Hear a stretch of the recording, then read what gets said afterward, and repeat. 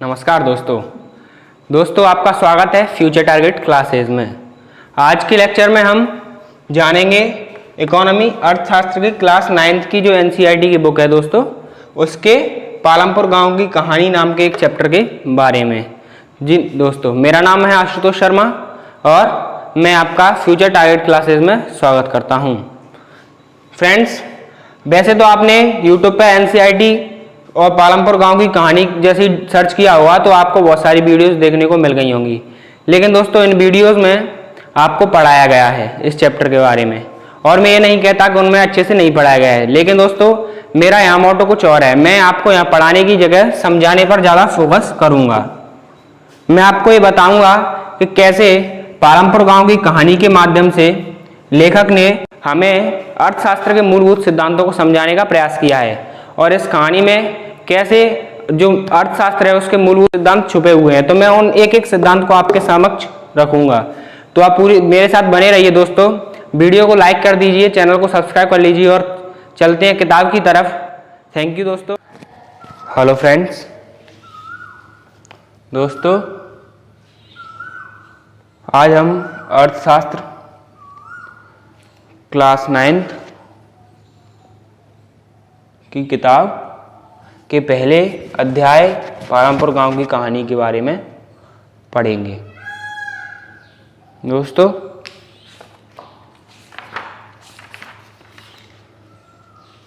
कहानी को पढ़ने से पहले और इसके बारे में जानने से पहले हम यह जान लेते हैं कि अर्थशास्त्र क्या है और अर्थशास्त्र का हमारे जीवन में क्या उपयोग है और क्या भूमिका है। तो फ्रेंड्स शुरू करते हैं। अर्थशास्त्र दोस्तों दो शब्दों से मिलकर बना है, अर्थ और शास्त्र। अर्थ का अगर हम मीन जाने तो फ्रेंड्स अर्थ का मतलब होता है धन, या हम कहें तो आम भाषा में पैसा।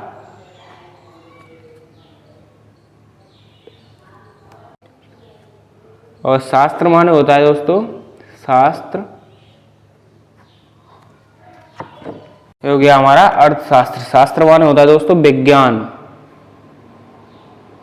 विज्ञान क्या होता है? विज्ञान। तो अर्थशास्त्र माने हो गया धन का विज्ञान, अर्थात वे सभी क्रियाएं जो धन के द्वारा संचालित होती हैं, धन के द्वारा चलती हैं या धन के द्वारा क्रियान्वयन होता है, अर्थशास्त्र के अंतर्गत आती हैं। अर्थशास्त्र में इसके अलावा हम और भी कई चीज़ों को पढ़ेंगे, लेकिन दोस्तों पर उससे पहले हम केवल इस चीज़ को मानकर चलते हैं कि अर्थशास्त्र का शाब्दिक अर्थ अगर हम संक्षेप में अगर हम जाने तो अर्थशास्त्र का अर्थ होता है धन का शास्त्र, अर्थात धन से जुड़ी हुई समस्त क्रियाओं को इसमें हमें बताया जाता है। जैसा कि दोस्तों अब हम व्यवहारिक जगत में जानते हैं कि व्यवहार में कैसे हम पैसों का लेन देन करते हैं, बैंक से लोन लेते हैं, लोगों से लोन लेते हैं, फिर उन्हें ब्याज लगा के लौटाते हैं, या कहीं पर खर्च करते हैं, या कोई चीज़ नई फैक्ट्री लगाते हैं। तो इन सब चीज़ों का जो मेन जो मोटो है वो उन सभी चीज़ों को एक जगह एकत्रित किया गया है और उसे कहते हैं हम अर्थशास्त्र। इस विषय के अंतर्गत हम इन सभी चीज़ों को पढ़ेंगे दोस्तों। तो अर्थशास्त्र के आज हम पहले अध्याय को पढ़ने जा रहे हैं, कक्षा 9वीं की किताब के पहले अध्याय पालमपुर गांव की कहानी। तो पहले हम दोस्तों पालमपुर गांव की कहानी को समझने से पहले हम ये जान लेते हैं कि ये अध्याय लिखा क्यों गया। मुख्यतः अगर हमें इसे देखें तो हमें ऊपर से ही दिखता है कि पालमपुर गांव की कहानी, अर्थात कोई हिंदी की कहानी ऐसा लगता है, लेकिन दोस्तों ऐसा नहीं है। पालमपुर गांव की कहानी के माध्यम से, क्योंकि ऐसा होता है कि हमारी आम जिंदगी में जो हम अधिकांश लोग जो भारत के हैं वो गांव में ही रहते हैं, और अगर आज हम शहर में रह रहे हैं तो आज से पहले हम कभी ना कहीं गांव में रह चुके होते हैं। तो दोस्तों गांव के हम वातावरण से अच्छी तरह से परिचित होते हैं, इसीलिए हमें एक कहानी के माध्यम से, गाँव की कहानी के माध्यम से अर्थशास्त्र के मूलभूत जो सिद्धांत हैं उनको समझाने का प्रयास किया जा रहा है इस जगह पर। तो पालमपुर गांव की कहानी तो पालमपुर क्या है, एक गांव है जैसा कि आपने देख लिया, और ये काल्पनिक गांव जैसा कि मैं आप शुरुआत में ही हम पढ़ते हैं। पालमपुर क्या है, एक काल्पनिक गांव। पालमपुर एक काल्पनिक गांव है। तो ये कहीं पर भारत में है नहीं, लेकिन एक हर गांव की जो स्थिति होती है उसी स्थिति के अनुसार इस गांव को यहाँ पर रखा गया है और इसकी परिस्थितियों के बारे में भी बताया गया है। तो गांव के हमने जाना कि पालमपुर गांव क्या है, एक काल्पनिक गांव है। अब दोस्तों हम जानते हैं कि पालमपुर गांव की जो परिस्थिति है वो क्या है। पालमपुर गांव की परिस्थिति, तो पालमपुर गांव कैसा गांव है, परिचय में हमने जान लिया कि पालमपुर एक ऐसा गांव है जहां पर बिजली भी है, सिंचाई की सुविधाएं भी हैं, मोटरसाइकिल भी है, जीप भी है, ट्रैक्टर भी है और अन्य भी सुविधाएं हैं। जैसे परिवहन की सुविधा है, बिजली आने के कारण जो प्रौद्योगिकी की सुविधाएं होती है वो भी यहाँ पर हैं। तो दोस्तों, और इसके अलावा प्राथमिक विद्यालय भी है, हाई स्कूल है, तो शिक्षा की व्यवस्था भी अच्छी है। तो हमने देख लिया कि अगर हम अपने गांव को थोड़े से समय के लिए अपने दिमाग में लाएंगे तो हमें एक चीज़ बहुत अच्छे से समझ में आने वाली है। एक प्राथमिक गांव होता है हर गांव में, एक हाई स्कूल होता है और यहाँ पर एक राजकीय प्राथमिक स्वास्थ्य केंद्र है, जो एक गवर्नमेंट हॉस्पिटल और एक औषधालय भी है जो कि निजी है, प्राइवेट अस्पताल भी जिसे हम कह सकते हैं। तो ये सभी यहाँ की परिस्थितियाँ मुख्यतः। अगर हम आगे देखें दोस्तों, तो आगे अब हम जानते हैं कृषि कार्यों को। कृषि कार्य दो प्रकार के होते हैं दोस्तों, गैर कृषि कार्य और कृषि कार्य। कृषि कार्य वे कार्य होते हैं जो मुख्यतः कृषि के से जुड़े हुए होते हैं। जैसे कृषि कार्य में कौन से कार्य आएंगे दोस्तों, जैसे खेती करना तो मुख्य कार्य है ही। इसके अलावा जैसे पशु है, पशुओं से जुड़े कार्य कृषि कार्य के अंतर्गत आ जाते हैं। तो ये सभी कार्य जो हैं वे कृषि कार्य के अंतर्गत आ जाते हैं दोस्तों। गैर कृषि कार्यों को जाने तो गैर कृषि क्रियाएं कैसी होती हैं, वे क्रियाएं जो लघु विनिर्माण, परिवहन, दुकानदारी आदि में शामिल है। जैसे दुग्ध डेयरी है, दूध क्या हो गया, जो कृषि हमें जानवरों से प्राप्त होता है, भैंस से, गाय से हैं, और जो कि कृषि से जुड़े हुए हैं, तो ये कृषि कार्य में आएंगे। लेकिन अगर इसी दूध को हम डेयरी में प्रोड्यूस करके और उसे मार्केट में या बाजार में बेचेंगे तो ये क्या हो गया, गैर कृषि कार्य के अंतर्गत आ जाएगा। तो गैर कृषि कार्य कैसे होते हैं हमने जाना, वे कार्य जो विनिर्मित किए जाते हैं। जैसे दूध को रिफाइनरी में प्रोड्यूस करके प्रोडक्ट में बदला गया, एक उत्पाद में बदला गया और उसे बाजार में बेचा गया, तो ये हो गए विनिर्मित लघु उद्योग। उसके बाद परिवहन, जैसे वाहनों के द्वारा जो कार्य किए जाते हैं वो गैर कृषि कार्य में आ जाते हैं, जैसे सेवा देना। उसके अलावा दुकानदारी करना, आप अच्छे से समझ गए होंगे। अब हम आगे चलते हैं, तो इसके बाद हम जानते हैं एक छोटा सा सेगमेंट लिखा हुआ है दोस्तों, इसे आप अच्छे से पढ़ लेंगे और ये नोट करने की चीज़ है, क्योंकि एक क्या है, इस चैप्टर का जो एक पेज लिखा हुआ है इसके ऊपर इसका थोड़ा सा सारांश है। इसमें देखें तो उपयुक्त विवरण से स्पष्ट है कि पालमपुर में सड़कें हैं, परिवहन के साधन है, बिजली है, सिंचाई है, विद्यालय और स्वास्थ्य केंद्र भी हैं, पर्याप्त विकसित तंत्र है। इन सुविधाओं की तुलना अपने निकट के गांव में उपलब्ध सुविधाओं से कीजिए। तो दोस्तों इसे हम जान लिए। अब हम आगे चलते हैं, मैं अच्छे से आपके सामने एक एक चीज को एक्सप्लेन करने की कोशिश करूंगा दोस्तों। दूसरा, उत्पादन के संगठन। उत्पादन का पहले हम जानते हैं कि उत्पादन के संगठन के रूप में संगठन माने होता है उत्पादन के कारक। तो उत्पादन के कारकों को जानेंगे तो उत्पादन के दोस्तों मुख्यतः 4 कारक होते हैं। पहला होता है भूमि, दूसरा होता है श्रम, तीसरा होता है भौतिक पूंजी जिसे कहते हैं, हम मुख्यतः पूंजी ही कहते हैं, और चौथा होता है उद्यमशीलता। तो श्रम, पहले भूमि को थोड़ा सा जान लेते हैं दोस्तों। भूमि का अर्थ होता है, आप शब्द से ही जान गए होंगे, भूमि माने जमीन, जगह, स्थान, या हम कहें तो मैदानी क्षेत्र या मैदान, तो ये हो गया भूमि के अंतर्गत। दूसरा कारक होता है श्रम। श्रम हमें कहाँ से प्राप्त होता है दोस्तों, श्रम हमें प्राप्त होता है श्रमिकों से, लोगों से जो फैक्ट्री या उद्योग में कार्य करते हैं उनसे। श्रमिक जो होते हैं उनको कहते हैं हम श्रमदाता। इसके अलावा जो प्रौद्योगिकी होती है दोस्तों, तो वो भी श्रम के अंतर्गत ही आ जाती है, क्योंकि वो एक तरह से श्रम कर रही है, लेकिन वो मशीनरी है, वो मशीन है, उनमें हमें खर्च करना पड़ता है, बार बार उनकी मरम्मत करवानी पड़ती है, तो वो मशीनरी भी श्रम के अंतर्गत ही आ जाती है। तीसरा होता है दोस्तों भौतिक पूंजी।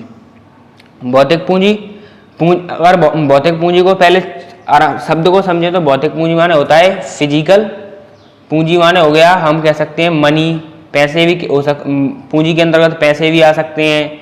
इसके अलावा जो जमीन को खरीदने के लिए जो हमें जमीन के ऊपर जो इन्वेस्ट करना होता है वो, इसके अलावा हम सोने को भी पूंजी के अंतर्गत रखते हैं। जो गोल्ड होता है, महंगी धातुएं होती हैं, डायमंड वगैरह भी पूंजी के अंतर्गत ही आती हैं। दोस्तों ये हो गया भौतिक पूंजी। इन सब की आवश्यकता, जैसा कि मैं अभी आपको बता देता हूँ कि इन सब की आवश्यकता होती है अगर हम किसी वस्तु का उत्पादन करना चाहते हैं, यानी हमें कोई चीज वस्तु उत्पादित करनी है। मान लीजिए हमें कपड़ा बनाना है तो हमें कपड़ा फैक्ट्री खोलने के लिए जगह चाहिए। तो हमें क्या पहले कारक कौन सा मिल गया? भूमि, जगह के रूप में भूमि। दूसरा, हमें कार्य करने के लिए उसमें श्रमिक भी चाहिए, तो दूसरा कारक मिल गया हमें श्रम। तीसरा कारक देखें तो हमें उस पर एक हॉल बनाने के लिए, एक मतलब टाउन हॉल बनाने के लिए, मशीन खरीदने के लिए, तो उसके लिए हमें पूंजी की आवश्यकता होगी, तो वही हमारी भौतिक पूंजी। और चौथा हो गया हमारा उद्यमशीलता। उद्यमशीलता को थोड़ा सा मैं बता दूं दोस्तों, उद्यमशीलता होती है जोखिम उठाने की क्षमता। अगर हम अपनी व्यवहारिक भाषा में से कहें तो जोखिम उठाने की क्षमता। किसी भी उद्योगपति को आपने सुनते हुए देखा होगा कि उनमें सबसे ज्यादा रिस्क लेने की क्षमता होती है, तभी तो इतने बड़े उद्योगपति और उद्योग में अपने उत्पादन को लगातार बढ़ाते रहते हैं और अपनी इनकम भी बढ़ाते रहते हैं, क्योंकि उनमें रिस्क लेने की क्षमता है। वो हर वक्त रिस्क लेने के लिए तैयार होते हैं। तो उद्यमशीलता को अगर हम शाब्दिक अर्थ में जाने तो उद्यमशीलता का अर्थ होता है रिस्क लेने की या जोखिम उठाने की क्षमता। तो इन चारों चीजों को जाना। इसके अलावा भौतिक पूंजी को हमने दो भागों में बांट रखा है, स्थायी पूंजी और कार्यशील पूंजी। स्थायी पूंजी वो पूंजी होती है जो एक बार खर्च होती है। जैसे मशीन लगाई है हमने कपड़े बनाने की, तो एक बार उन पर खर्च किया गया और वो स्थायी रूप से कार्य करती रहेगी जब तक उनमें मरम्मत की आवश्यकता ना हो। ये हुई स्थायी पूंजी। दूसरा कार्यशील पूंजी। तो कार्यशील पूंजी के अंतर्गत वे सभी आ जाएंगे जो हमें मूलभूत बार बार खर्च करने पड़ते हैं, मूलभूत रूप से बार बार खर्च करने पड़ते हैं। जैसे हमें कच्चा माल खरीदना है तो उसके लिए हमें हर बार कच्चे माल के रूप में, जैसे हमें कपड़े की फैक्ट्री है तो कच्चे माल के रूप में हमें कपास किसानों से खरीदना होगा, तो कपास खरीदने के लिए हमें बार बार उस पर खर्च करना होगा, तो वो हो गई कार्यशील पूंजी, जिससे कार्य लगातार होता रहे, इसे कहते हैं कार्यशील। आप शब्दों पर ध्यान दीजिएगा दोस्तों, क्योंकि शब्दों से ही हम किसी भी शब्द के द्वारा ही उसकी परिभाषा और उसके अर्थ को अच्छे से समझ पाते हैं। अब हम आगे चलते हैं दोस्तों। पालमपुर में खेती को समझें तो भूमि यहाँ की स्थिर है। भूमि की स्थिरता से आप अब समझ ही गए होंगे कि यहाँ पर जो 75% भूमि है वो केवल कृषि के रूप में उपयोग में ली जा रही है, जो कि भूमि की अधिकांश भाग का यहाँ पर कृषि के रूप में उपयोग हो रहा है। क्योंकि यहाँ पर बिजली, जैसा कि हमने शुरुआत में ही देखा कि बिजली बहुत जल्दी आ गई थी और गाँव की अपेक्षा, तो यहाँ पर कृषि जो है बहुत अच्छे से हो पा रही है। सिंचाई सुविधाएं अच्छी हैं। कृषि उत्पादन में एक मूलभूत कठिनाई क्या है दोस्तों, तो इसे भी जान लेते हैं। जो मूलभूत कठिनाई है कृषि उत्पादन में वो है तकनीकी का अभाव और भूमि क्षेत्र की वस्तुतः स्थिर होना। और पालमपुर गांव की जो भूमि है वो वस्तुतः तकनीक के अभाव के कारण कुछ स्थान ऐसा अभी भी है जो कि बंजर है, लेकिन लगातार इनके प्रयास से अभी तक अधिकांशतः भूमि को हमने उपजाऊ भूमि में बदल लिया है। आगे देखते हैं दोस्तों। भूमि मापने की जो इकाई होती है उसे हम हेक्टेयर में मापते हैं भूमि को। यद्यपि गांव में भूमि का जो माप बीघा में होता है, बीघा से हम समझ रहे होंगे क्योंकि हमने अधिकांशतः इसी शब्द का उपयोग किया है, बीघा का।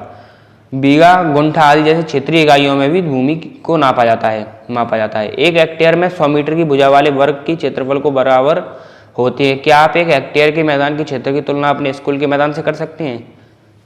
तो दोस्तों इसे हम ऐसे समझ सकते हैं। तो दोस्तों एक हेक्टेयर में मुख्यतः 4 बीघे होते हैं, यानी कि एक हेक्टेयर में 10,000 वर्ग मीटर होता है और एक बीघे में 250.30 वर्ग मीटर होता है। तो हम इसे जोड़ करके ये अंदाजा लगा सकते हैं कि लगभग एक हेक्टेयर भूमि का जो हम बीघा में मापन करेंगे तो वो होगा 4 बीघा। आगे चलते हैं दोस्तों। क्या उसी भूमि में अधिक पैदावार करने का कोई तरीका है? तो दूसरा एक और अन्य तरीका है, वो है प्रौद्योगिकी। प्रौद्योगिकी के द्वारा, हम तकनीक के द्वारा किसी भी भूमि पर पैदावार बढ़ा सकते हैं।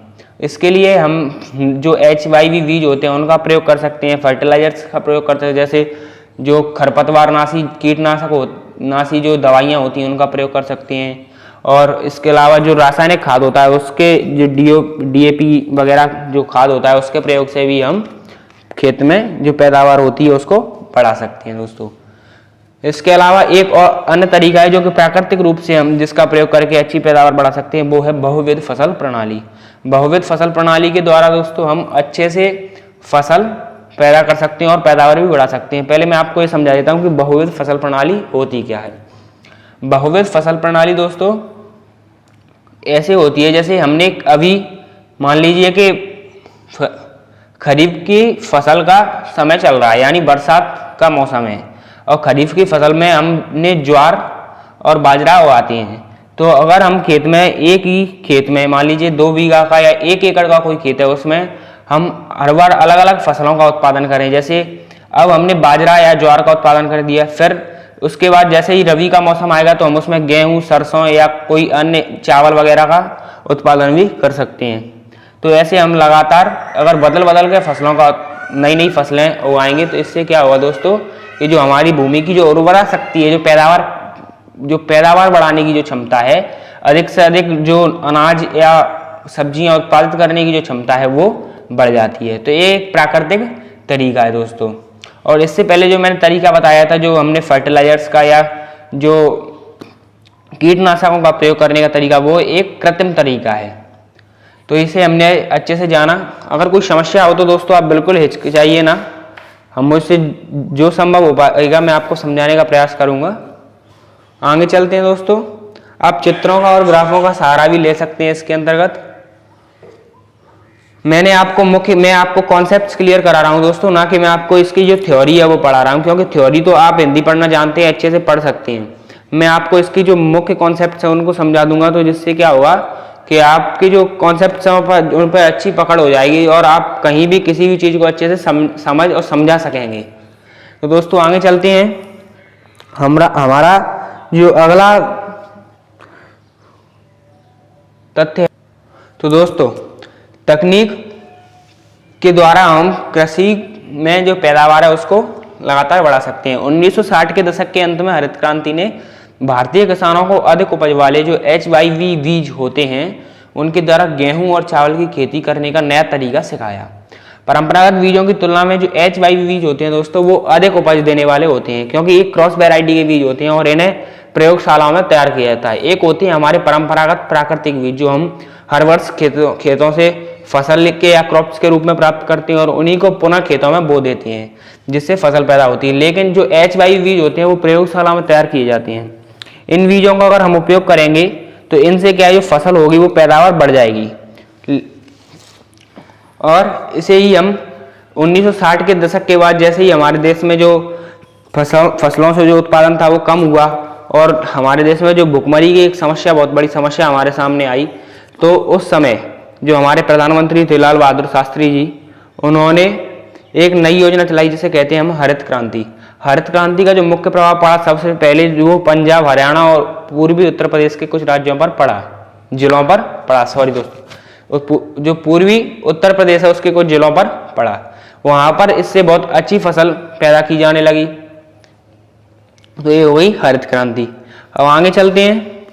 इसको तो आपने अच्छे से समझ लिया होगा, जो भूमि का बंटवारा है, छोटे छोटे भूमि के क्षेत्र हैं, ये बहुविध फसल प्रणाली को इसमें थोड़ा सा दर्शाया गया है। ये ट्रैक्टर से जुताई, आधुनिक तकनीकें दिखाई गई हैं।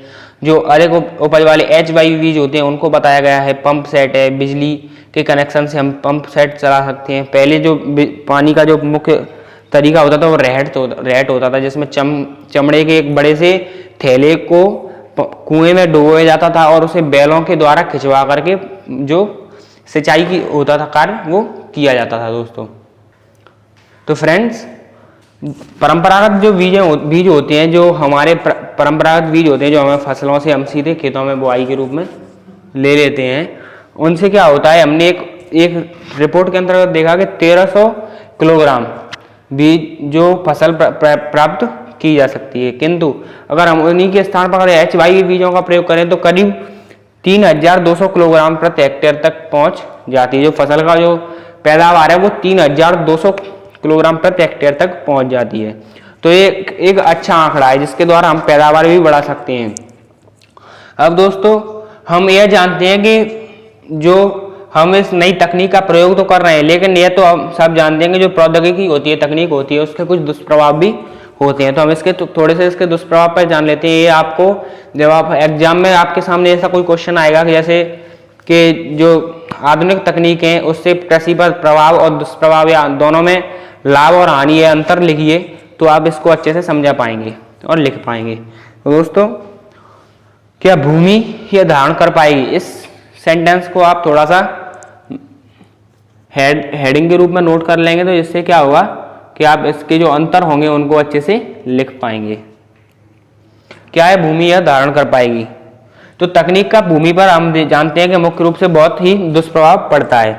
तकनीक से क्या होगा, जैसे ही हम HYV बीजों का प्रयोग करेंगे खेती में, तो ये क्या है, अधिक सिंचाई मांगते हैं। इनके लिए हमें क्या है, अन्य ऐसे परंपरागत बीजों के अगर हम अपेक्षा कर देखें तो इनके लिए हमें अधिक सिंचाई की आवश्यकता होती है, इनके लिए हमें अधिक जल देना होगा। तो इससे क्या होगा, जो भूजल का स्तर होगा वो काफ़ी गिर जाएगा, तो हमें जल स्तर में कमी आएगी। तो ये भी एक बहुत बड़ा दुष्प्रभाव है, क्योंकि हमारा जो जीवन का आधार है वो तो मुख्यतः जल ही है।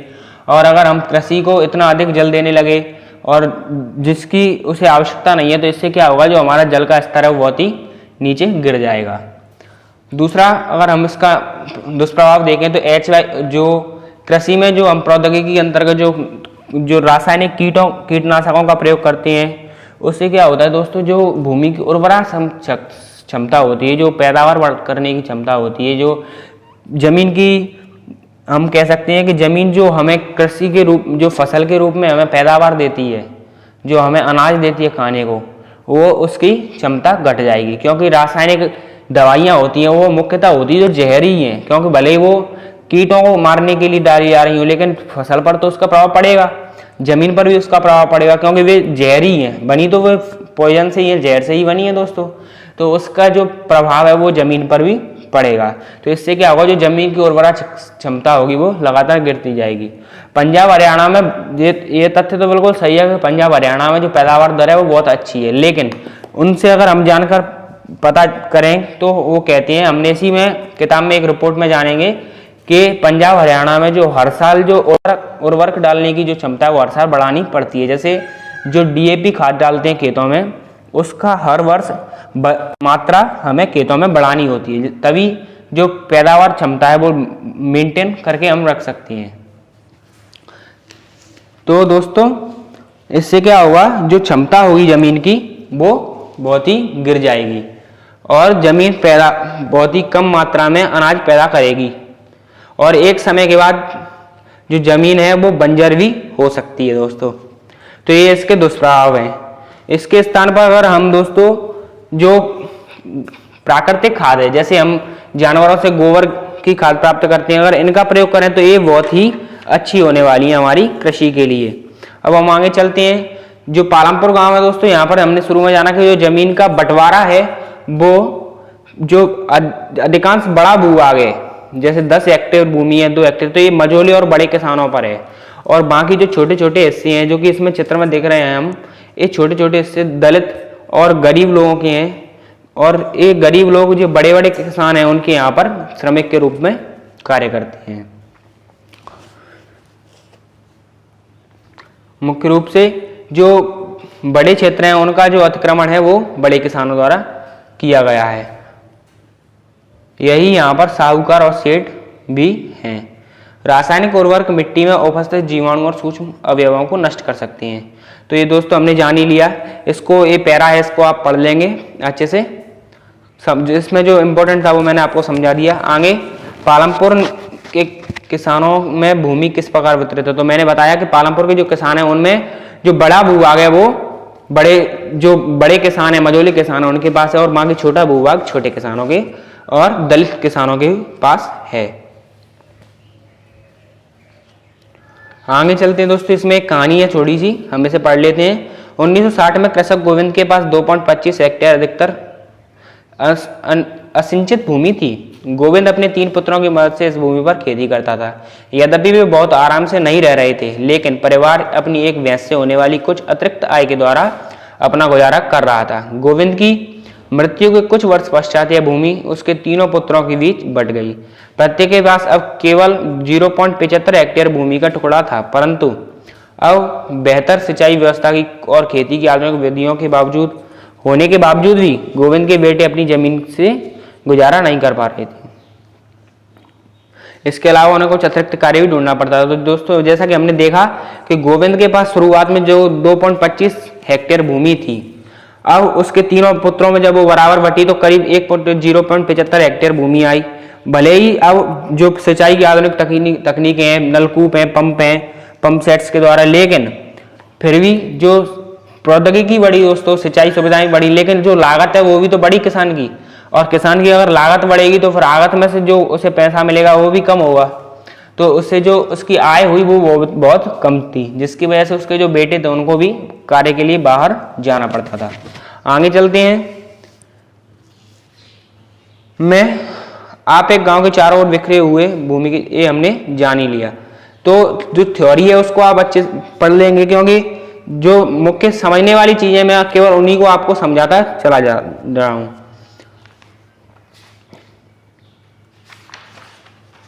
आगे चलते हैं। तो फ्रेंड्स, फसल पर कोई अधिकार नहीं होता है जैसे कि किसानों का होता है। जो किसान होते हैं, छोटे किसान होते हैं, जो दलित किसान होते हैं, उनका जो फसल की पैदावार होती है, जो बड़े किसान उन पर उस पर कोई अधिकार नहीं होता। वो तो मुख्य रूप वैसे हम कहें तो श्रमिक के रूप में, मजदूर के रूप में वहां पर काम करते हैं, लेबर की तरह। वो वहां पर सुबह निकलते हैं और शाम तक उनके खेतों पर काम करते हैं, और शाम को उन्हें या तो कुछ खाने को मिल जाता है या कुछ जो वेतन है उससे कुछ आधा अधूरा वेतन भी मिल जाता है, और कभी कभी कुछ अनाज देकर भी उन्हें लौटा दिया जाता है। तो किसानों से भरपूर काम भी करवा लेते हैं जो बड़े किसान हैं, और उनको पूरा वेतन भी नहीं देते हैं। इससे उनकी आर्थिक स्थिति और खराब होती चली जा रही है। अब आगे चलते हैं। सविता की कहानी को थोड़ा सा पढ़ लेंगे आप। सविता की कहानी मुख्य रूप से जो है वो है कि सविता जो है एक किसान है। सविता के पास छोटी सी भूमि का एक छोटा सा टुकड़ा है, और उसे उस पर कार्य करने के लिए, जमीन के जो टुकड़ा है उस पर काम करने के लिए, खेती करने के लिए कार्यशील पूंजी की आवश्यकता है, क्योंकि उसे फावड़ा भी खरीदना है, और जो खुरपी होती है वो भी खरीदना है, और फसल काटने के यंत्र भी खरीदने हैं, दवाइयाँ और कीटनाशक भी खरीदने हैं। तो इन सब के लिए उसे कार्यशील पूंजी की भी आवश्यकता पड़ेगी। तो उसने यह निर्णय लिया कि वो जो सेठ हैं वहाँ के, उनसे कुछ पैसे उधार ले लेगी। तो जब वो सेठ के पास जाती है, साहूकार के पास, तो साहूकार उसे 24% ब्याज की दर पर वो कुछ पैसे देता है, 3000 रुपए देता है, और उससे यह भी वचन लेता है कि जब फसल काटने का या फसलों खेतों पर अधिक काम होगा तब सविता को उसके यहाँ पर 100 रुपए प्रतिदिन के हिसाब से कार्य भी करना पड़ेगा। जबकि दोस्तों हम जानते हैं जो सरकार द्वारा जो वेतन है प्रतिदिन का न्यूनतम वेतन दर वो है 300 रुपए, 300 या 350 रुपए न्यूनतम वेतन दर है। किंतु मजबूरीवश और अपनी आर्थिक स्थिति खराब होने के कारण सविता को 100 रुपए वेतन पर और 24% ब्याज की दर से भी कार्य करना पड़ता है। तो ये बहुत ही नुकसान उसको उसका उठाना पड़ रहा है, और उसकी जो आर्थिक स्थिति है इससे और भी खराब होने वाली है। लेकिन दोस्तों अगर हम थोड़ा सा विचार करें, अगर इसकी जगह पर अगर उसे बैंक से लोन मिल जाए तो उसके लिए ये बहुत ही अच्छा हो सकता है, क्योंकि बैंक से जो लोन मिलेगा उस पर जो कर्ज पर जो ब्याज की दर होगी वो बहुत ही कम होगी, 1 या 2% की दर होगी, जिसको वो आराम से चुका भी सकती है। अब आगे चलते हैं दोस्तों। इस कहानी को आप पढ़ लेंगे, और अगर समझ में ना आए तो मैं आपको समझा दूंगा। आगे चलते हैं। अधिशेष कृषि उत्पादों की बिक्री। जो कृषि उत्पाद हैं उनको उनकी जो बिक्री होनी है तो वो कैसे होगी, इसके लिए अधिशेष कृषि उत्पादों की बिक्री। अब किसानों के पास जो छोटे किसान होते हैं उनके पास तो दोस्तों इतना अधिशेष नहीं बचता। अधिशेष का अर्थ होता है कृषि से प्राप्त जो अनाज है उसका वह भाग जो घर में खाने के अलावा बचता है, जो अधिशेष कहलाता है। जैसे जो बेचने के लिए बचता है मार्केट में या बाजार में, मंडियों में बेचने के लिए जो माल बचता है उसे हम कहते हैं अधिशेष, जो खाने के लिए निकालने के अलावा, घर की के लिए निकालने के अलावा। तो अधिशेष कृषि उत्पादों की जो बिक्री है वो जो पालमपुर गांव है वहाँ से 3 किलोमीटर दूर जो रायगंज है वहाँ की मंडियों में, बाजारों में ही इसकी बिक्री होती है। अब पालमपुर में हम दोस्तों गैर कृषि कार्यों को देखें तो गैर कृषि क्रियाएं कैसी हैं। पालमपुर में गैर कृषि क्रियाएं, गैर कृषि कार्य जैसे दोस्तों मैंने आपको शुरुआत में ही बताया था कि वे सभी कार्य जो कृषि से भिन्न है, कृषि से हटके, जैसे दुकानदारी हुई, डेयरी हुई, विनिर्माण कार्य जैसे टोकरी बनाना और घर पर छोटे मोटे चटाई का उद्योग, पंखे बनाना, हाथ के पंखे बनाना, ये सब जो उद्योग हैं एक गैर कृषि कार्यों के अंतर्गत आते हैं। तो जो डेयरी उद्योग है वो कैसे है कि पालमपुर में कई परिवारों में डेयरी एक प्रचलित क्रिया है। पालमपुर के जो अधिकांश किसान उनके पास कृषि के लिए भूमि है, तो वो कृषि से जो फसल से जो अपशिष्ट बचता है जैसे घास फूस, तो उससे जो अपना जो पशुपालन है वो भी अच्छे से कर लेते हैं, जिसकी वजह से वो डेयरी उत्पादन को, जो डेयरी की जो दुकान होती है दोस्तों, हमने कई आप सबने देखी ही होगी, तो उसको वे अधिक महत्व देते हैं। तो ये हो गए गैर कृषि क्रियाएं। अब आगे चलते हैं। तो पालमपुर में लघु स्तरीय विनिर्माण एक उदाहरण है इस समय पालमपुर में 50 से कम लोग विनिर्माण कार्यों में लगे हुए हैं। जो पालमपुर गांव के जो लोग हैं वो केवल 50 से भी कम लोग हैं जो विनिर्माण कार्यों में लगे हैं दोस्तों। बाकी सब लोग कृषि कार्य पर ही 75% से अधिक लोग केवल और केवल कृषि कार्य जो हैं उन पर ही निर्भर हैं। 50 से कम लोग ऐसे हैं जो फैक्ट्री उद्योगों में आदि में बाहर जाकर कार्य कर रहे हैं, तो वह गैर कृषि कार्यों में संलग्न हैं। आगे चलते हैं। अब हम इन कहानियों के माध्यम से थोड़ा गैर कृषि कार्यों को दोस्तों जानेंगे। तो पहले आती है मिस्री लाल की कहानी। मिस्री लाल ने गन्ना पेरने वाली एक मशीन खरीदी जो कि बिजली से चलती है। उसे अपने खेत में लगाया। पहले गन्ने को पेरने का काम बैलों की मदद से किया जाता था, पर अब लोग इसे परेशानी मशीनों से करना पसंद करते हैं। पहले जो गन्ने का पेरने का काम होता था दोस्तों, शायद आपने नहीं देखा होगा, वो पहले बैलों के द्वारा ही पेरा जाता था, जिससे जो उसका जूस निकलता था, रस निकलता था गन्ने का, उसको फिर गर्म करके गुड़ में और शक्कर में बदला जाता था। लेकिन मिस्री लाल ने क्या किया, जो बाजार से एक ऐसी मशीन ले आए जो गन्ने पेरने का कार्य करती थी। इससे क्या हुआ, अब लोग इस मशीनों से करना पसंद करते हैं। तो मिस्री लाल दूसरे किसानों से भी गन्ना खरीदकर उससे गुड़ बनाने का कार्य करने लगा। अब वो अन्य लोगों किसानों से भी गन्ना खरीदता था, क्योंकि गन्ने की फसल होती थी, कृषि आधारित गांव था, तो जो गन्ने खरीदने लगा। अब गन्ने खरीदकर वो उससे गुड़ बनाता, और बाजार में जो पड़ोस में ही उसके में एक गांव है जिसका नाम है शाहपुर, जो पालमपुर है उससे थोड़ा सा बड़ा है, तो एक कस्बा है, तो वहाँ पर बाजार लगता है। तो वहाँ के जो व्यापारी हैं उनको वो गन्ना से प्राप्त जो गुड़ है उसको बेच देता है। अगली कहानी है करीम की कहानी। तो जैसा कि हमने देखा दोस्तों कि मिस्री लाल ने एक गैर कृषि कार्य को अपनाया, जिससे क्या है उसकी जो आर्थिक स्थिति है वो भी अच्छी हो गई। करीम की कहानी क्या सिखाती है, करीम ने गाँव में एक कंप्यूटर केंद्र खोल लिया है। हाल के वर्षों में कई विद्यार्थी शाहपुर शहर के कॉलेज जाने लगे हैं। करीम ने देखा कि गाँव में कई छात्र शहर की कंप्यूटर कक्षाओं में जाते हैं। गांव में 2 महिलाओं के पास कंप्यूटर की अनुप्रयोग में आ रही डिग्रियां भी हैं। उसने उन्हें काम पर लगाने का निश्चय किया। उसने कंप्यूटर खरीदे और अपने घर में बाजार की ओर खुले बाहर के कमरे में कक्षाएं प्रारंभ की। हाई स्कूल के छात्रों ने पर्याप्त संख्या में इन कक्षाओं में आना प्रारंभ कर दिया। तो हमने देखा दोस्तों कि करीम ने क्या किया, करीम ने देखा कि कुछ जो गाँव के जो विद्यार्थी हैं वो कॉलेज के साथ साथ बाहर जो गांव के बाहर जो शहर है वहां पर कंप्यूटर की शिक्षा लेने के लिए भी जा रहे हैं।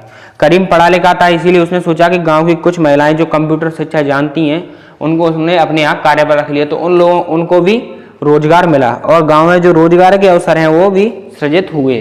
क्योंकि जो पालमपुर गाँव की जो मुख्य समस्या थी वो तो रोजगार की जो अवसर है वो उनकी सीमितता ही तो थी, रोजगार के अवसर नहीं थे लोगों के पास, तो वो एक बड़ी समस्या थी। तो करीम ने क्या किया कि जो महिलाएं थी उनको रोजगार देना प्रारंभ किया। अब वह गांव में अपने कंप्यूटर सेंटर चलाता है और अच्छी आर्थिक स्थिति, उसने जो अपनी आर्थिक स्थिति है वो बेहतर पहले से की है। अगली कहानी है परिवहन भी एक जो गैर कृषि कार्य के अंतर्गत हम परिवहन को ही समझते हैं, क्योंकि मैंने शुरुआत में ही कहा था कि जो वाहनों से जो सेवाएं देना है, जैसे परिवहन सेवा देना, जैसे हमने बसेज हैं और जो टैक्सी ऑटो रिक्शा होती हैं दोस्तों, तो उनसे हम लोगों को परिवहन सेवा देते हैं। ये भी एक गैर कृषि कार्य है जिससे भी हम एक अच्छी अपनी जो आर्थिक स्थिति उसको सुधार सकते हैं। किशोर की कहानी और पढ़ लेते हैं। किशोर एक खेतिहर मजदूर है। अन्य ऐसे ही श्रमिकों की भांति किशोर को अपनी मजदूरी से अपने घर परिवार को चलाने के लिए पैसे की आवश्यकता होती है। तो किशोर क्या करता है कि पास की एक बैंक में जाता है और वहां से कुछ लोन ले लेता है। अब इस लोन के से क्या करता है, वो उसके पास भूमि है नहीं, तो वो भूमिहीन निर्धन किसान है, तो क्या करेगा कि इस पैसे से एक भैंस खरीद लेगा और उस भैंस से प्राप्त दूध को बेच करके वह अपनी जो आय है, उसका आय का साधन उसके जो भैंस से प्राप्त दूध है उसको बना लेगा। और उसके अलावा जब खाली वक्त बचता है तो उस समय वो भैंस के द्वारा जो भैंसा गाड़ी है उसका प्रयोग करके सामान को इधर से उधर ले जाना और परिवहन सेवा भी लोगों को उपलब्ध कराता है। वो सप्ताह में एक दिन कुमार के लिए मिट्टी लेके आता है, तो उससे भी उसे कुछ आय प्राप्त होती है। तो इस प्रकार उसने अपनी आर्थिक स्थिति को थोड़ा सा बदला है। अब वो पहले की तरह निर्धन नहीं रहा, उसके पास थोड़ा सा उसकी जो आर्थिक स्थिति है वो थोड़ी सी सुधर गई है। तो दोस्तों हमने इस चैप्टर को यहाँ तक पढ़ा हुआ, हम आगे इसका थोड़ा सा सारांश और देख लेते हैं। सारांश मुख्यतः आप इसको अच्छे से पढ़ लीजिए। सारांश को मैंने जो चैप्टर में पढ़ाया है वही सारांश में है, क्योंकि सारांश जब आप पढ़ेंगे तो आपकी पूरी चीज़ें जो पुरानी है वो रिवाइज हो जाएंगी। तो आप सारांश को पढ़ लीजिए। अगर वैसे तो मुझे लगता है कोई समस्या आएगी नहीं, क्योंकि आपने पहले बहुत अच्छे से समझा हुआ। तो हम आगे चलते हैं प्रश्नों की ओर। विद्यार्थियों की जो सबसे बड़ी समस्या होती है वो प्रश्नों की तो होती है। अब हम प्रश्नों को अच्छे से अगर समझ लेंगे तो हमारे जो एग्जाम में हमारे जो मार्क्स हैं वो अच्छे से हम ला पाएंगे। तो पहला प्रश्न जो है वो गांव के आधार पर है, तो इसको आप अच्छे से समझ लेंगे, इसमें कुछ यह विशेष नहीं है, एक केस स्टडी है। अब आगे देखते हैं। जो पालमपुर गांव में जो सिंचित भूमि है वो कितनी है, 200 हेक्टेयर, अर्थात 75, जो अगर प्रतिशत में देखा तो 75% भूमि ऐसी है जो सिंचित है। असिंचित भूमि कैसी है, जो कि बहुत कम है, क्योंकि यहाँ पर जो बिजली थी वो बहुत पहले आ चुकी थी। शैक्षिक स्तर का है, क्योंकि यहाँ पर प्राथमिक स्कूल भी है और एक हाई स्कूल भी है, तो शैक्षिक जो शिक्षा का स्तर है वो बहुत बेहतर है। चिकित्सा का स्तर भी बेहतर है, क्योंकि एक स्वास्थ्य केंद्र, उप स्वास्थ्य केंद्र है और एक प्राइवेट अस्पताल भी है। तो इससे क्या है, जो हम देखें तो एक स्वास्थ्य की जो स्थिति है वो वहाँ के लोगों की अच्छी है और बेहतर है। बाजार थोड़ी दूरी पर स्थित है, एक तो रायगंज है और एक शाहपुर नाम का एक कस्बा है जो कि थोड़ी पालमपुर से थोड़ी सी दूर पर स्थित है। फिर आते हैं बिजली की पूर्ति। तो बिजली की पूर्ति के बारे में हमने शुरुआत में ही पढ़ा था कि बिजली जो थी वो पालमपुर में बहुत जल्दी आ गई थी, जिस वजह से गांव को बहुत सारे लाभ हुए। चौथा संचार, पांचवा है दोस्तों संचार सुविधा कैसी है। तो संचार से हम समझें तो संचार माने जो टेलीविजन है, फोन है और जो कंप्यूटर सिस्टम है, तो इसकी तो हमने देखा था कि एक बहुत कमी थी, गांव में संचार सुविधाओं की कमी थी। निकटतम कस्बा रायगंज है और इसके अलावा शाहपुर भी है, जो निकटतम कस्बा है वो शाहपुर भी है। अब अगले प्रश्न की ओर चलें तो खेती की आधुनिक विधियों के लिए ऐसे अधिक आगतों की आवश्यकता होती है जिन्हें उद्योगों में विनिर्मित किया जाता है। तो क्या आप इससे सहमत हैं? तो इसका जवाब आप खुद से जानिए, लेकिन मैं फिर भी थोड़ा सा आपको बता देता हूँ। आप सोचने का प्रयास कीजिए कि खेती से संबंधित हमने जितनी भी नई प्रौद्योगिकियों का हमने यहाँ पर वर्णन किया या समझा, वो सभी फैक्ट्रियों में तो बनती है, जैसे भले ही वो खाद हो, कीटनाशक हो या मशीनरी हो, ट्रैक्टर हो, हर वक्कर हो, या मतलब जो भी खेती में उपयोग होते हैं वे सभी चीज़ें जो उद्योगों में ही तो विनिर्मित की जाती है, उद्योगों में बनाई जाती हैं। तो हम इससे सहमत हैं। तीसरा प्रश्न है, पालमपुर में बिजली के प्रसार ने किसानों की किस तरह मदद की। तो पालमपुर में जो बिजली का प्रसार है वो बहुत जल्दी आ गई थी बिजली, जिस वजह से किसानों को जो सिंचाई सुविधा थी उसमें बहुत मदद मिली और उनकी जो आय थी वो भी बढ़ी, क्योंकि सिंचाई अधिक होने के कारण जो भूमि थी वो उसके अधिकांश भाग को सिंचित किया जा सका और वहाँ से जो फसल थी वो पैदावार अच्छी की जा सकी। आगे देखें दोस्तों, और बिजली के तो हमने देखा कि बहुत से लाभ वहाँ पर थे, जैसे करीम ने कंप्यूटर सेंटर डाल लिया, जिस वजह से उसको एक कंप्यूटर भी तो बिजली से ही चलते हैं, कंप्यूटर सेंटर डालने से उसकी भी आर्थिक स्थिति सुधरी और गांव में बिजली से बहुत से लाभ उनको हुए। जैसा कि हम सब जानते हैं बिजली के लाभों के बारे में, तो आपको समझाना और आप बहुत अच्छे से समझ चुके होंगे। पालमपुर के 450 परिवारों की भूमि के वितरण की एक सारणी बनाई है। तो इसको आप पढ़ लेंगे, क्योंकि मैंने शुरुआत में बताई क्योंकि जो बड़े किसान है, जो मझोले और बड़े किसान है, उनके पास तो 10 और 2 हेक्टेयर से 10 हेक्टेयर तक भूमि है, लेकिन जो छोटे और दलित समाज के जो किसान है उनके पास भूमि का बहुत कम भूभाग है। आगे चलते हैं। पालमपुर में खेतिहर श्रमिकों की मजदूरी न्यूनतम मजदूरी से कम क्यों है? क्योंकि वहाँ पर जो श्रम शक्ति है वो अधिक है, वहाँ पर श्रमिकों की कमी नहीं है, वहाँ पर हर व्यक्ति श्रम कार्य के लिए भटक रहा है और जो रोजगार है उसके अवसर सीमित हैं, तो लोग किसी भी कीमत पर कार्य करने के लिए तैयार हो जाते हैं। तो ये भी एक बहुत बड़ी समस्या है। इसके लिए हमें वहाँ पर जो गैर कृषि कार्यों को उनको बढ़ावा देना चाहिए, जिस वजह से लोग गांव से बाहर जाकर भी कार्य करें अपने क्षेत्र में। इसको आप समझ लेंगे, मुख्यतः प्रैक्टिकल प्रश्न है। एक ही भूमि पर उत्पादन बढ़ाने के अलग अलग कौन से तरीके हैं? समझाने के लिए उदाहरणों का प्रयोग कीजिए। एक ही भूमि पर हमें अगर उपज बढ़ानी है, उस पर पैदावार बढ़ानी है, तो उसके 2 तरीके हैं मुख्यतः। एक तो प्रौद्योगिकी का प्रयोग करके, HYV बीजों का प्रयोग करके, कीटनाशकों का प्रयोग करके जो फसल है उसकी की जो पैदावार है वो बढ़ाई जा सकती है। दूसरा तरीका है बहुविध फसल प्रणाली। बिल्कुल दोस्तों, बहुविध फसल प्रणाली जो है बिल्कुल सही और एक प्राकृतिक तरीका है, जिससे क्या है फसल को भी जो नुकसान नहीं होता है, भूमि भी हमारी अच्छी रहती है और भूमि उपजाऊ बनी रहती है लगातार। तो बहुविध फसल प्रणाली को हमने अच्छे से समझा कि इसमें क्या हम हर बार नई फसलों का प्रयोग करते हैं, बल्कि ना कि एक ही फसल को लगातार उगाते रहती हैं। ये 2 तरीके हो गए। 9वां का प्रश्न है, 1 हेक्टेयर भूमि के मालिक किसान के कार्य का ब्यौरा दीजिए। तो 1 हेक्टेयर भूमि जिसके पास होगी दोस्तों, तो उसको भूमि 1 हेक्टेयर पर कार्य करने के लिए जो कार्यशील पूंजी है वो भी कहीं से जुटानी पड़ेगी, और उसका जो अधिशेष है वो भी इतना अच्छा नहीं बचता होगा, क्योंकि उसके पास इतनी अधिक भूमि नहीं है। 1 हेक्टेयर भूमि तो है, उसमें से जो अधिशेष भी नहीं बचा पाता होगा, तो उसकी जो परिस्थिति होंगी वो थोड़ी सी खराब होंगी। मझोले और बड़े किसान कृषि से कैसे पूंजी प्राप्त करते हैं? वे छोटे किसानों से कैसे भिन्न हैं? तो जो मझोले और बड़े किसान होते हैं दोस्तों, वे छोटे किसानों से किस प्रकार भिन्न होते हैं? तो मझोले किसान जो होते हैं उनके पास भूमि अतिरिक्त होती है, उनके पास आय के भी अन्य साधन होते हैं, जैसे उनके पास ट्रैक्टर है। हमने जैसा कि जाना कुछ बड़े किसानों के पास ट्रैक्टर था, तो वो कृषि कार्यों से जो धन एकत्रित कर लेते थे और उसे बैंक में जमा कर देते थे, और सविता जैसे छोटे किसानों को फिर अधिक ब्याज दरों पर कर्ज भी देते थे। तो उनकी परिस्थिति बिल्कुल इनसे भिन्न थी। तो हमने समझ लिया है, उन कॉन्सेप्टों को अच्छे से समझ लिया है, जिस वजह से हमको ज़्यादा भटकने की भी आवश्यकता नहीं है। हम सीधे सीधे कृषि प्रश्न का उत्तर देने में सक्षम हैं। सविता को किन शर्तों पर तेजपाल सिंह से ऋण मिला? क्या ब्याज की कम दर बैंक से कर्ज मिलने पर सविता को स्थिति अलग होती? तो दोस्तों हम जानते हैं कि अगर हमने देखा कि सविता को करीब 24% की दर पर ब्याज मिला, उसके अलावा उसे जो कृषि का समय होता है, जब खेती में जो कटाई का समय होता है, उस समय उसे उसके खेतों पर 100 रुपये प्रति मजदूरी की दर से काम भी करना होता था। तो वो एक माँ थी और उसके बच्चे भी थे घर पे, तो उसे इन सब को लेकर चलने में बहुत कठिनाई होती थी। लेकिन अगर वो उसे बैंक से अगर ऋण मिल जाता तो शायद उसकी जो आर्थिक स्थिति वो थोड़ी सी सुधर सकती थी, क्योंकि बैंक से जो ऋण मिलता है बहुत ही कम ब्याज दर पर मिलता है। अपने क्षेत्र के कुछ पुराने, इसे आप समझ लेंगे, प्रैक्टिकल क्वेश्चन है, ये वैकल्पिक क्वेश्चन भी हैं, तो इनको प्रैक्टिकल क्वेश्चन को आप अच्छे से समझ लेंगे। बाकी इसमें ऐसा विशेष कुछ नहीं है।